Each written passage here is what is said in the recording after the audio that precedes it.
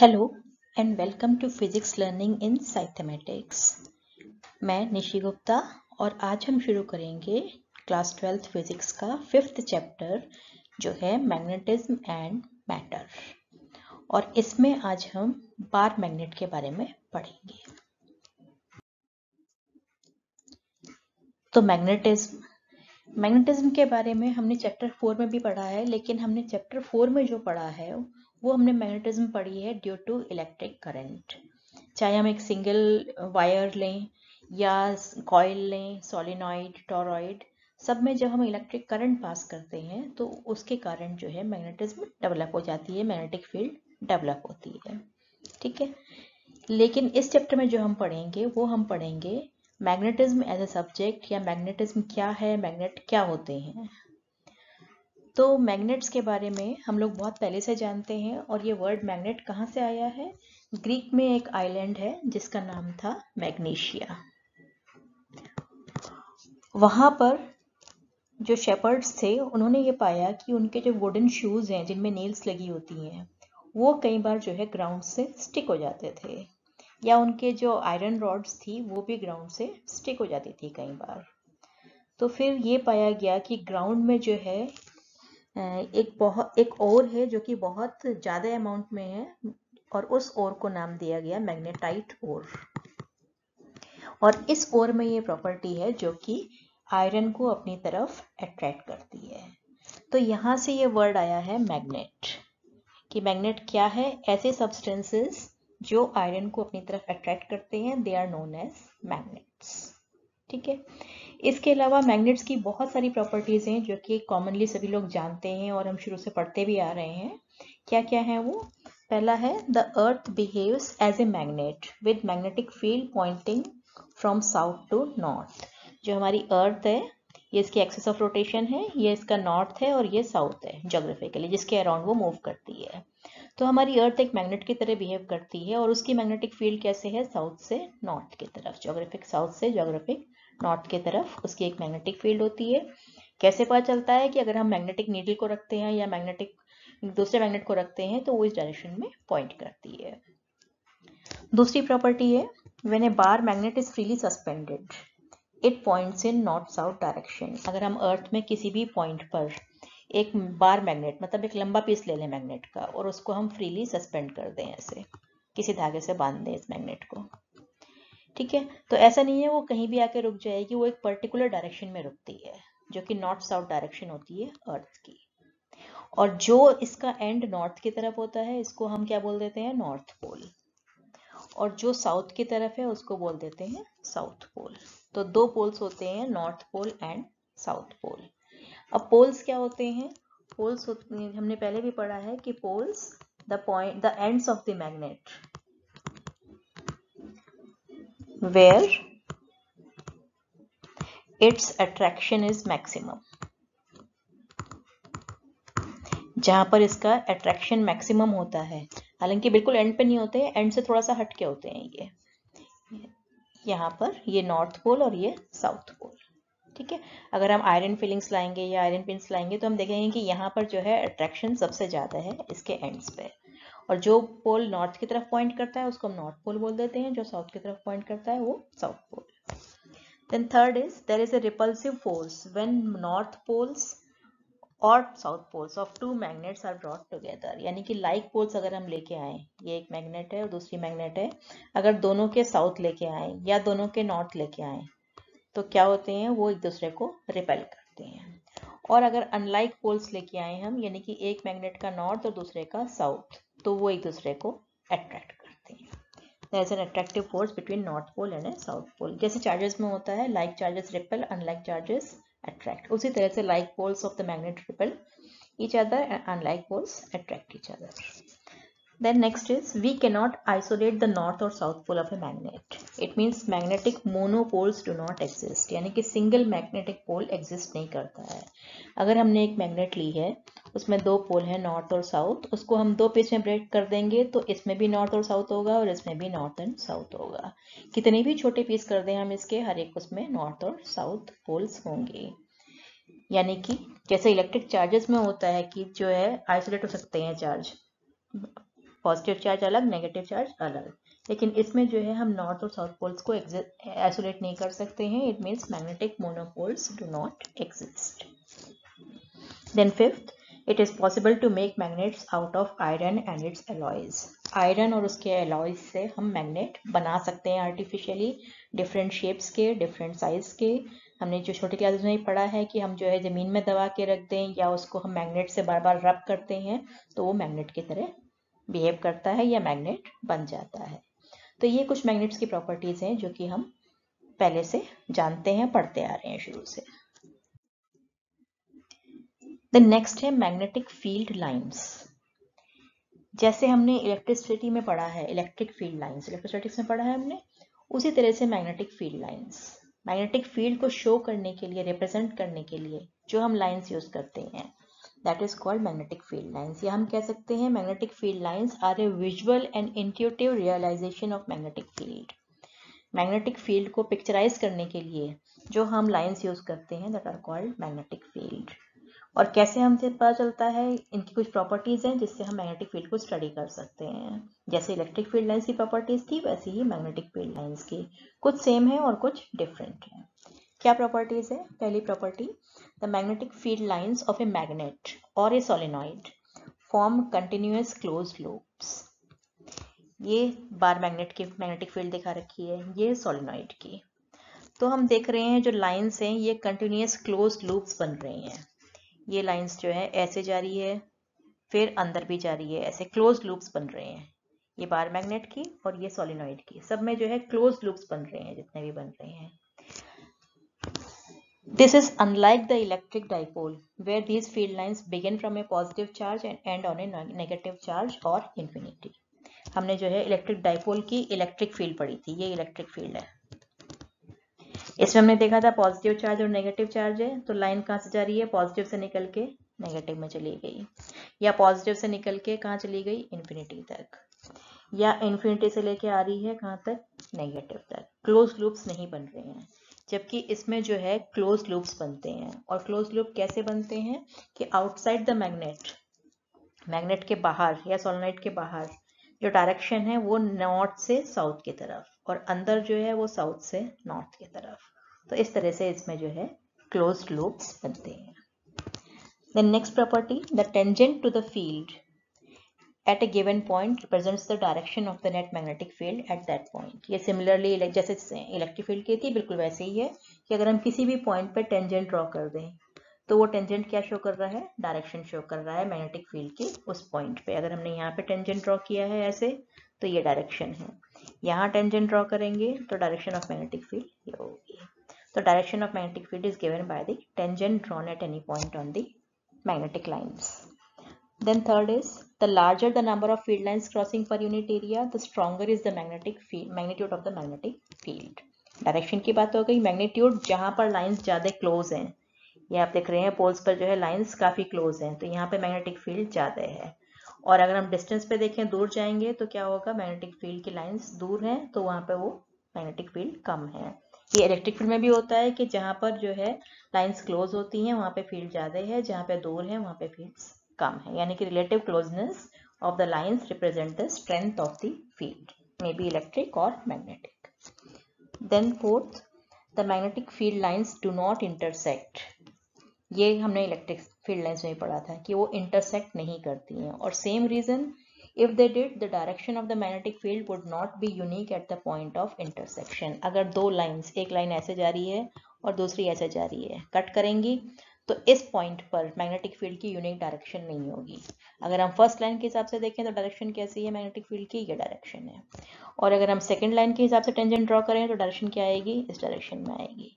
यानी कि एक ही पॉइंट पे मैग्नेटिक फील्ड की दो डायरेक्शन हो जाएंगी, which is upside, which is not possible, hence they do not intersect each other. तो नेक्स्ट हम पढ़ेंगे bar magnet as an equivalent solenoid. हमने भी देखा कि बार मैग्नेट और सोलेनॉइड की दोनों की फील्ड लाइंस लगभग सेम ही हैं बिल्कुल। तो जो है हम बार मैग्नेट को सोलेनॉइड से कैसे इक्वेट कर सकते हैं? तो हम क्या करेंगे, हम एक सोलेनॉइड लेंगे और उसकी हम मैग्नेटिक फील्ड एक्सियल पॉइंट पर निकालेंगे और फिर हम उससे बार मैग्नेट की फील्ड से कंपेयर करेंगे।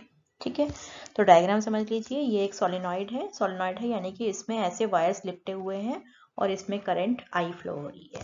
ठीक है, तो आई क्या है, करंट इन द सोलेनॉइड।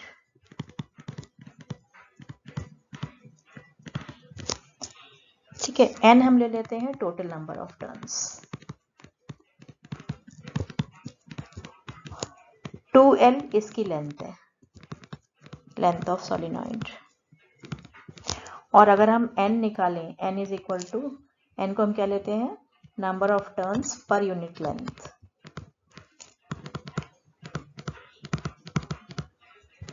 तो हम लिख सकते हैं n is equal to capital N upon 2L, या हम लिख सकते हैं capital N is equal to n into 2L। ठीक है, a क्या लिया है हमने, रेडियस ऑफ द सोलेनॉइड। तो ये हमने ले लिया है, इसमें करंट आई फ्लो हो रही है, इसकी टोटल लेंथ 2L है और इसमें इसकी रेडियस a है, और जो हमने पॉइंट लिया है जहाँ मैग्नेटिक फील्ड निकालनी है हमको, एक्सियल पॉइंट, ये इसका एक्सिस है, ये एक्सियल पॉइंट लिया है, इसका डिस्टेंस जो सेंटर से है वो कितना है, r। ठीक है, तो इसकी फील्ड निकालने के लिए हम क्या करेंगे, हम कौन सा कंसेप्ट यूज करेंगे, जो हमने बायोट-सैवर्ट लॉ से एक कॉइल की फील्ड निकाली थी एक्सियल पॉइंट पे, आपको याद होगा, ये कॉइल है और इसके हमने एक्सियल पॉइंट P पर मैग्नेटिक फील्ड निकाली थी। कितनी थी वो magnetic field, that is equal to mu naught I R square upon 2x² plus R square raised to power 3/2, जहां पर जो है I करंट है और R क्या है, कैपिटल R इसका रेडियस, और x जो है वो डिस्टेंस है। ठीक है, तो इन चीजों को ध्यान में रखते हुए हम क्या है, इससे एक छोटा सा एलिमेंट ले लेंगे। ये हमने छोटा सा एलिमेंट ले लिया है जिसकी जो विड्थ है वो dx है। तो हम निकाल सकते हैं कि इस एलिमेंट में कितने टर्न्स होंगे, number of turns in element dx, इसकी विड्थ dx है, तो इसमें टर्न्स कितने हो जाएंगे, number of turns per unit length तो n है, यूनिट लेंथ में n टर्न्स हैं, तो dx लेंथ में कितने टर्न्स हो जाएंगे, n इंटू dx, इतने टर्न्स हो जाएंगे। ठीक है, और ये हमने एलिमेंट कहाँ लिया है, ये लिया है हमने सेंटर से x डिस्टेंस पे, ये एलिमेंट लिया है। तो हम क्या करेंगे, इस एलिमेंट के लिए P पॉइंट पे फील्ड निकालेंगे इस फॉर्मूले को यूज करके, एक सिंपल कॉइल की तरह। ठीक है, और फिर हम उसको इंटीग्रेट कर देंगे कहाँ से कहाँ तक, -L से +L तक। ये लिमिट्स हैं इसकी, यहाँ पे -L, ये बीच में हमने सेंटर लिया है, ये ओरिजिन है, ये -L और +L तक इंटीग्रेट कर देंगे। ठीक है, तो शुरू करते हैं इसको। हम निकालते हैं magnetic field at point P, कौन सा पॉइंट है, axial point, due to the circular element. जो हमने छोटा सा सर्कुलर एलिमेंट लिया है उसके कारण जो फील्ड होगी वो कितनी होगी, क्या है, mu naught I R square, mu naught I कैसे निकालेंगे हम करंट, इसमें टोटल n dx टर्न्स हैं और हर एक टर्न में करंट कितनी है, I, तो टोटल करंट कितनी हो जाएगी, n dx इंटू I, इतनी करंट हो गई। r स्क्वायर, इसका रेडियस कितना है a, तो a square upon 2, then is x square, x क्या है, सेंटर से पॉइंट का डिस्टेंस, यहाँ पर डिस्टेंस कितना है, ये है यहाँ से लेके यहाँ तक का डिस्टेंस, इसको हमने x लिया है, तो ये डिस्टेंस कितना हो जाएगा, ये O से लेके P तक का r है और इसमें से हम ये x माइनस कर देंगे, तो ये डिस्टेंस हो जाएगा r माइनस एक्स। तो हम x स्क्वायर की जगह क्या लिखेंगे, r माइनस एक्स का स्क्वायर प्लस r स्क्वायर क्या है, रेडियस है, और इसकी रेडियस कितनी है, a, तो a स्क्वायर एन रेज़्ड टू पावर 3/2। ठीक है, अब अगर हमें नेट फील्ड निकालनी है इस पॉइंट पर, P पॉइंट पर, तो हम क्या करेंगे, इसका इंटीग्रेशन कर देंगे, कहाँ से, -L से +L तक। तो net magnetic field at P due to the whole solenoid, अभी तो हमने एक एलिमेंट की निकाली थी, अब पूरी सोलेनॉइड की निकालनी है, तो हम क्या करेंगे, B that is equal to integration of mu naught n dx I a square upon 2 r minus x का square plus a square raise to power 3/2। इसका इंटीग्रेशन कर देंगे। ठीक है, अब अगर हम ये पॉइंट ले लें, if p is very far, हम फार अवे पॉइंट्स ले लेते हैं। p फार है, इसका मतलब ये जो डिस्टेंस हमने ली है r, this distance is very very greater than a and it is also very very greater than l। a से भी बहुत ज़्यादा है और इसकी रेडियस जो है इससे भी बहुत ज़्यादा है डिस्टेंस, और ये जो हमने l लेंथ ली है इसकी l या 2l लेंथ, इससे भी बहुत ज़्यादा है।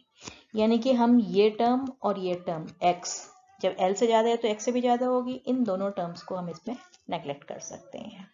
ठीक है, तो हम क्या करेंगे, b is equal to integration कहाँ से, माइनस एल से प्लस एल, माइनस एल से plus L, mu naught n d x I a square upon 2, और जब हम इन दोनों टर्म्स को नेगलेक्ट कर देंगे तो हमारे पास कितना बचेगा, आर क्यूब।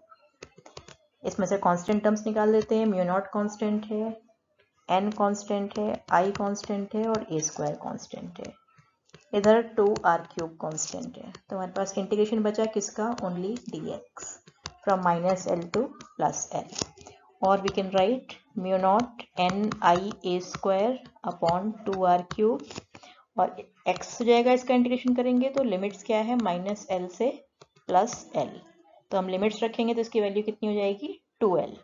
तो हम लिख सकते हैं it is equal to mu naught N I a square upon 2r cube into 2l। ठीक है, अब इसको हम फर्दर कैसे लिख सकते हैं, that is equal to mu naught N I 2l into a square. Simply हमने जो है इसको रीअरेंज कर दिया है, ऐसे लिख दिया है, या हम लिख सकते हैं mu naught into n 2l into I into a square है, ए स्क्वायर की जगह हमने क्या लिख दिया, पाई ए स्क्वायर, यानी कि पाई से मल्टीप्लाई कर दिया, तो हम नीचे भी पाई से मल्टीप्लाई कर देंगे, 2 पाई आर क्यूब। क्यों किया है हमने ये ऐसा, ये जो टर्म है, ये जो सोलेनॉइड है, इसका अगर हम मैग्नेटिक मोमेंट निकालें, magnetic moment of solenoid, magnetic moment कैसे डिफाइन करते हैं हम, number of turns into current into area, capital A लिख देते हैं एरिया के लिए, इनटू एरिया। तो टोटल नंबर ऑफ टर्न्स कितने हो गए इसमें, n तो है number of turns per unit length, small n, और टोटल लेंथ कितनी है इसकी, 2l, तो नंबर ऑफ टर्न्स कितने हो गए, n इंटू 2l, ये तो हो गया नंबर ऑफ टर्न्स। ठीक है, i करंट है हर एक टर्न में, और एरिया कितना है इसका, ये ए रेडियस है, तो एरिया कितना हो जाएगा, पाई आर स्क्वायर, तो n into 2l into I into pi A square. ये जो पूरी टर्म है ये क्या है, मैग्नेटिक मोमेंट। तो हम इस पूरी टर्म को रिप्लेस कर सकते हैं किससे, मैग्नेटिक मोमेंट। तो हम लिख सकते हैं it is equal to mu naught m upon 2 pi r cube, या हम लिख सकते हैं b is equal to mu naught upon 4 pi into 2m upon are cube, और यही फॉर्मूला अगर हम एक्सपेरिमेंटली निकालते हैं, this is the axial field for a bar magnet, for a bar magnet. तो यानी कि सोलिनॉइड और बार मैग्नेट में ये एनालॉजी है कि सोलिनॉइड जो है वो बार मैग्नेट की तरह बिहेव करती है, या हम कह सकते हैं कि बार मैग्नेट सोलिनॉइड की तरह बिहेव करती है। इसकी एक्सियल फील्ड जो है वो उतनी ही होती है जितनी की सोलिनॉइड की होती है। इसमें क्या m क्या है, magnetic moment of the solenoid. तो अगर हम बार मैग्नेट से कंपेयर करें इसको, तो बार मैग्नेट की फील्ड को कंपेयर करके हम बार मैग्नेट का मैग्नेटिक मोमेंट भी डिफाइन कर सकते हैं। तो एक बार मैग्नेट की जो फील्ड होती है उसको हम लिख सकते हैं, एक्सियल पॉइंट पे फील्ड कितनी होती है, that is equal to mu naught upon 4 pi 2m upon are cube, जिसमें m क्या है, magnetic moment of the magnet, और r क्या है, मिड पॉइंट से उस पॉइंट का डिस्टेंस जिस पर हम मैग्नेटिक फील्ड निकालने हैं, और वो पॉइंट जो है बहुत फार अवे है, it means r is very very greater than the length of the magnet.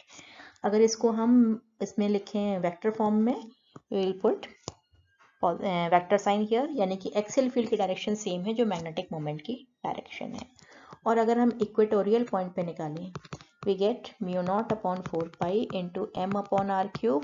In vector form we have to put a negative sign, क्योंकि b की डायरेक्शन जो है वो m के डायरेक्शन के ऑपोजिट है।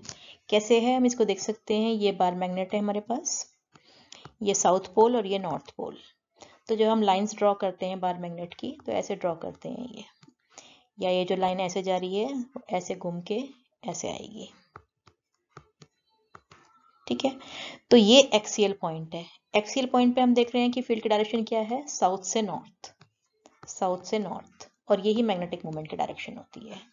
और अब अगर हम इक्वेटोरियल पॉइंट लें, यानी कि यहाँ पर हम एक परपेंडिकुलर ड्रॉ कर लें, यहाँ पे एक पॉइंट लें, तो ये लाइन कैसे जा रही है, ऐसे जा रही है। इस पर डायरेक्शन कैसे है, साउथ, नॉर्थ से साउथ, ऑपोजिट डायरेक्शन में, इसलिए यहाँ पर हम माइनस का साइन लगाते हैं। तो हमने जो है सोलेनॉइड की फील्ड निकाली एक्सियल पॉइंट पे, इतनी सेम आती है जितनी बार मैग्नेट की आती है एक्सपेरिमेंटली। तो हम मैग्नेटिक मोमेंट बार मैग्नेट का डिफाइन कर सकते हैं। कैसे, अगर हमको बार मैग्नेट लिए हमने एक, और उसके सेंटर से r डिस्टेंस पे कोई पॉइंट लिया है और उस पे एक्सियल फील्ड इतनी आती है, ठीक है। तो हम इस बार मैग्नेट को अगर सोलेनॉइड से रिप्लेस कर दें और उसके सेंटर से सेम डिस्टेंस पे पॉइंट लें P, और उस पे भी फील्ड की वैल्यू सेम आती है यही, तो हम कह सकते हैं जो सोलेनॉइड का मैग्नेटिक मोमेंट है वो बार मैग्नेट के मैग्नेटिक मोमेंट के इक्वल है। It means the magnetic moment of A bar magnet is thus equal to the magnetic moment of an equivalent solenoid that produces the same magnetic field at the same point. इस dipole moment को हम electric dipole moment से भी compare कर सकते हैं। जब हमने इलेक्ट्रिक डायपोल पढ़ा था, क्या होता है इलेक्ट्रिक डायपोल, एक नेगेटिव चार्ज और एक positive charge, equal and opposite, और किसी डिस्टेंस से सेपरेटेड है, 2l इज द डिस्टेंस। तो हम डिफाइन करते हैं electric dipole moment is equal to q into 2l। It means either charge into distance between them, और इसकी डायरेक्शन क्या होती है, नेगेटिव से पॉजिटिव। ये डायपोल मोमेंट की डायरेक्शन होती है नेगेटिव से पॉजिटिव की तरफ। सेम इस तरह से हम बार मैग्नेट का डिफाइन कर सकते हैं। ये बार मैग्नेट है, साउथ पोल और नॉर्थ पोल, तो इनको हम कुछ वैल्यूज असाइन कर देते हैं जिसको हम पोल स्ट्रेंथ बोलते हैं या मैग्नेटिक चार्ज बोलते हैं। वी साइन है मैग्नेटिक चार्ज और पोल स्ट्रेंथ। प्लस QM हम नॉर्थ पोल को दे देते हैं और माइनस QM जो है साउथ पोल को, यानी कि इसकी पोल स्ट्रेंथ है माइनस QM और इसकी पोल स्ट्रेंथ है प्लस QM। इनके बीच का डिस्टेंस जो है वो 2l है।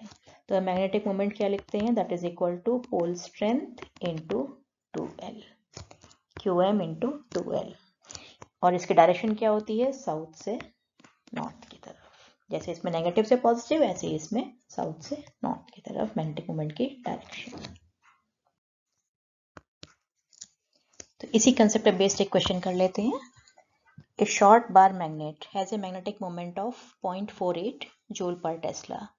Give the direction and magnitude of the magnetic field produced by the magnet at a distance of 10 cm from the center of the magnet on axis and equatorial lines. तो हमें given quantities क्या है, हमें magnetic moment given है, that is 0.48 joule per Tesla. Distance given है point का, that is 10 cm, या हम लिख सकते हैं 10 into 10⁻⁻2 मीटर। तो ए पार्ट में हमको निकालना है बी एक्सियल। बी एक्सियल कितना होता है, mu naught upon 4 pi into 2m upon are cube, और we can write 10⁻⁻7 into 2 into 0.48 upon 10 into 10⁻⁻2 का क्यूब। इसको सॉल्व करेंगे तो हमें कितना मिलेगा, 0.96 इंटू 10⁻⁻4 टेस्ला, या हम लिख सकते हैं इसको अगर गॉस में लिखें तो 0.96 गॉस। डायरेक्शन क्या होगी, बी एक्सियल की डायरेक्शन वही होती है जो कि मैग्नेटिक मोमेंट की डायरेक्शन होती है, it means south to north. दूसरा हम निकालते हैं इक्वेटोरियल पॉइंट पे, B equatorial, that is equal to mu naught upon 4 pi m upon are cube, means 10⁻⁻7 into 0.48 upon 10 into 10⁻⁻2 का क्यूब। इसको सॉल्व करेंगे तो जैसे इसका हाफ आ जाएगा, 0.48 इंटू 10⁻⁻4 टेस्ला, या हम लिख सकते हैं 0.48 गॉस। इसकी डायरेक्शन क्या होती है? मैग्नेटिक मोमेंट के ऑपोजिट डायरेक्शन में. It means north to south. So we can write first part का answer 0.96 goes along the south north direction and this one is along the north south direction. तो आज के लिए इतना ही. Next turn पे हमारा topic होगा magnetic dipole in a uniform magnetic field. Magnetic dipole को हम यूनिफॉर्म मैग्नेटिक फील्ड में रखेंगे तो उस पर कितना टॉर्क होगा और कितनी उसकी पोटेंशियल एनर्जी होगी. तब तक के लिए bye. Thank you. Happy learning.